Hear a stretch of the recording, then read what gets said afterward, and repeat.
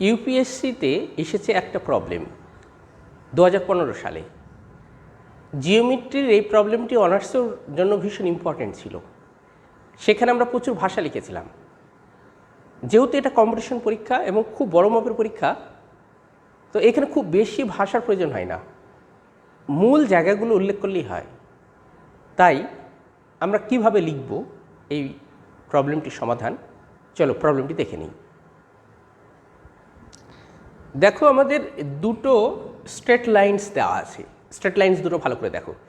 X minus A plus D by alpha minus delta is equal to Y minus A by alpha is equal to Z minus A minus D by alpha plus delta.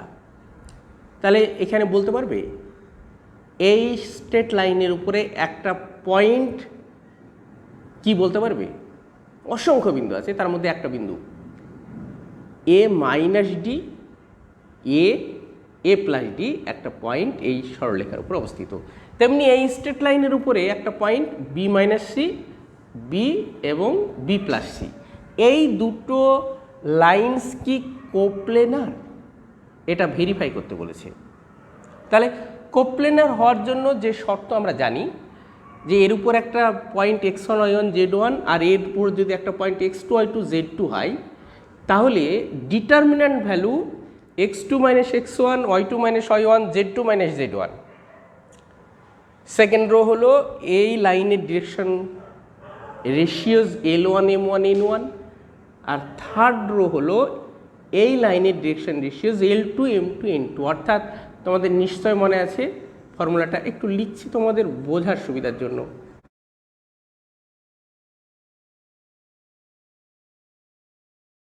মানে উত্তরপত্রের উপরে লিখব না। L1 M1 N1, L2 M2 N2। সরলরেখা দ্বয় কি?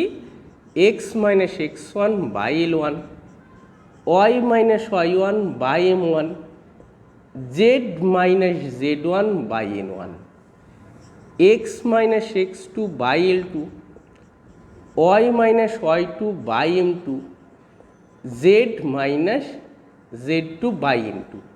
তাহলে এই দুটো সরলরেখা যদি কোপ্লেনার হয়, তাহলে এই ডিটারমিন্যান্ট ভ্যালু ইকুয়াল টু 0 হবে, এটা আমরা জানি। তাহলে এর সঙ্গে আমরা তুলনা করে এখানে লিখব। তাহলে কম্পেয়ারিং দিজ স্ট্রেট লাইন্স দিয়ে এই দুটো এত বড় আমরা লিখতে যাব না, সরাসরি আমরা দুটো পয়েন্টস নেব, এই সরলরেখার উপরে এবং এই সরলরেখার উপরে। তাহলে হেয়ার টু পয়েন্টস, এখানে যে পয়েন্টটি আগে বলেছি A minus D, A plus D and B minus C, B plus C lie on the first and second given straight lines. Straight lines. Now এখন আমরা এই ডিটারমিন্যান্টটা লক্ষ্য করব। হ্যাঁ, x2 মাইনাস x1, এটা পৃথক করে রাখলাম। x2 মাইনাস x1 মিনস বিন্দু দুটো পেয়েছি, একটা B minus C, A minus D. তাহলে B minus C minus A plus D, B minus A আর B plus C minus A minus D is equal to 0। Alpha minus delta, alpha sorry এটা প্রমাণ করব, আর এটা alpha plus delta, beta minus gamma, beta plus gamma. এখন লক্ষ্য করে দেখো, আমি এই যে ভ্যালুটা এটা আমাকে 0 দেখাতে হবে, ইজ ইকুয়াল টু, লক্ষ্য করো তো, আমরা যদি এখানে আলফা, এখানে আলফা না, এখানে বিটা আছে, এখানে দেখো বি মাইনাস এ, এখানে বি মাইনাস এ আছে। তো আমরা এটাকে পরিবর্তন করছি, এটাকে বলছি যে এখানে দেখো আবার alpha plus delta, beta alpha plus delta, আর এখানে আলফা মাইনাস ডেল্টা, এই দুটো যোগ করলে দেখো আলফা আসবে। Beta plus gamma, beta minus gamma, এই দুটো যোগ করো বিটা আসবে। তাই এই C1টাকে চেঞ্জ করছি কিভাবে? C1 প্লাস C3, তাই এইটা ইজ ইকুয়াল টু, আমরা চেঞ্জ করব, এইটার সঙ্গে এটা যোগ করে দাও। যোগ করলে কি হচ্ছে দেখো করে দেখো তো, বি মাইনাস সি, এই minus C plus C cancel হয়ে গেল, আর ডি মাইনাস ডি ক্যান্সেল হয়ে গেল। তাহলে পড়ে রইল এই বি, তাহলে 2 ইন্টু বি মাইনাস এ হলো। তেমনি এখানে 2 আলফা আর এখানে 2 বিটা হলো। বি মাইনাসে alpha beta, B plus C মাইনাসে minus D, alpha plus delta beta plus gamma. কি করলাম? C1 ড্যাশ করলাম, C1 প্লাস C3, এইভাবে চেঞ্জ করেছি। ইজ ইকুয়াল টু, দেখো এই 2 যদি কমন নিই তাহলে এই দুটো আইডেন্টিক্যাল হয়ে গেল, মিনস এটা 0 হয়ে গেল। তাহলে আমরা এইখান থেকে বলবো দিস শোজ দ্যাট, এখান থেকে সিদ্ধান্ত নিতে পারছি, the given two straight lines are coplanar. এইটুকুই যথেষ্ট। এরপরে কি প্রমাণ করতে বলেছে? যদি কোপ্লেনার হয় তাহলে নির্ণয় করতে হবে ইকুয়েশন অফ দ্য প্লেন, অর্থাৎ যে প্লেনে এইটা রয়েছে সেই প্লেনের ইকুয়েশন। তো আমরা অনার্সে এটা ধরে নিয়েছিলাম, প্লেনটির ইকুয়েশন ধরে নিয়েছিলাম। ফার্স্ট লাইনটি যে প্লেনের উপর থাকবে সেই প্লেনের ইকুয়েশন ধরে নিয়েছিলাম। তারপরে আমরা সেকেন্ড স্ট্রেট লাইনের যে ডিরেকশন রেশিও সেটা আমরা ব্যবহার করেছিলাম। তো ওই ভাষাটা একটা বেশ বড় অংশ একটা ভাষা, সেটা আমরা এখান থেকে বাদ দিচ্ছি। সরাসরি আমরা প্লেনের ইকুয়েশন আমরা লিখব, অর্থাৎ আমরা এইটা লিখব। তাহলে the required equation of the plane is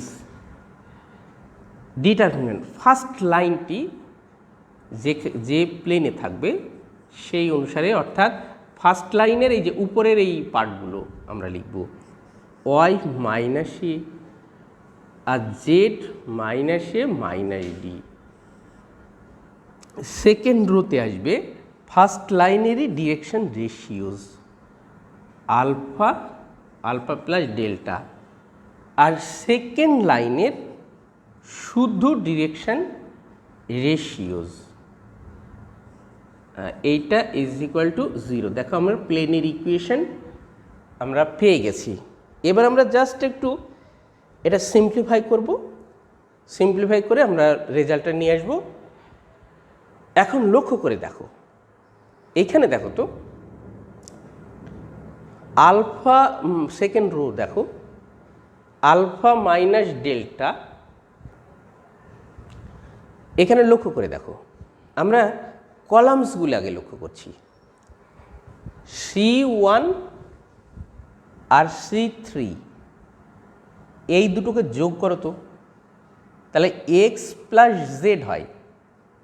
আর এইখানে -2a, এ দেখো মাইনাস ডি আর প্লাস ডি ক্যান্সেল হয়ে গেল। তাহলে কি পেলাম? x প্লাস জেড আর -2a। এই -2a যেটা, এইখান থেকে আমরা এই -a এর সাহায্য নিয়ে এটাকে মুক্ত করব। অনুরূপভাবে বাকিগুলো মুক্ত হয়ে যাবে, অর্থাৎ আমরা এইখান থেকে এইরকম লিখতে পারি। দেখো তো, দিস ইমপ্লাইজ, এটার সঙ্গে এটা যোগ করলাম, দিয়ে 2 এটা করছি, অর্থাৎ আমরা এইরকম লিখব C1 ড্যাশ, কীভাবে পরিবর্তন করলাম? C1 plus C3 minus 2C2 করলাম ওই নিয়ম অনুসারে। তাহলে x plus Z minus 2y, x plus Z minus 2y, তারপরে রয়েছে y মাইনাস এ আর Z minus A minus D. এখানে চলে এসো, এইটা যুক্ত করলাম, তাহলে এইটা কত হলো গো?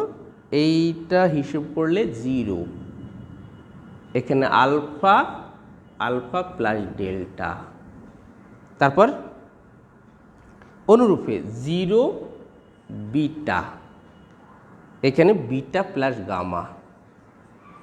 হ্যাঁ, এই ভ্যালুটা কত এসেছে? এই ভ্যালুটা এসেছে 0।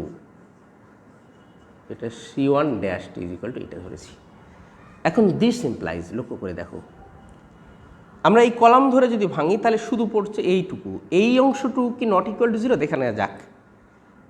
Alpha beta plus alpha gamma, alpha beta cancel হয়ে গেল, তাহলে alpha gamma minus alpha delta, এটা একটা এক্সপ্রেশন। তাহলে X minus 2y plus Z is equal to 0।